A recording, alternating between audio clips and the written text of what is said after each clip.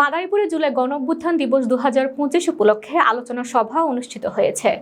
মঙ্গলবার সকাল থেকে দুপুর পর্যন্ত জেলা প্রশাসনের আয়োজনে মাদারীপুর সরকারি সমন্বিত অফিস ভবনের মাল্টিপারপাস হল রুমে এই আলোচনা সভা অনুষ্ঠিত হয়।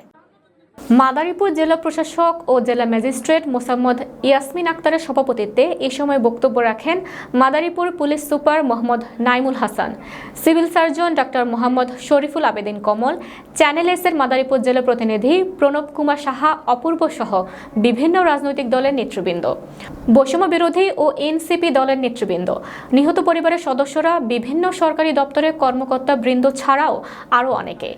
এই দিন সকালে আলাদাভাবে ভাগ হয়ে সরকারের বিভিন্ন দপ্তরের কর্মকর্তারা শহীদদের বাড়িতে যান, নিহতদের কবর জিয়ারত ও পরিবারকে সান্ত্বনা দেন। উল্লেখ্য, কোটা সংস্কার আন্দোলনে মাদারীপুরে 3 জন ও রাজধানী ঢাকায় মাদারীপুর জেলার বাসিন্দা 14 জন সহ মোট 17 জন শহীদ হয়। এই ঘটনায় মাদারীপুরের 3টি সহ রাজধানী ঢাকার বিভিন্ন থানায় একাধিক মামলা হয়। 1 বছর হয়ে গেল, কেন আমরা সেটা পাচ্ছি না?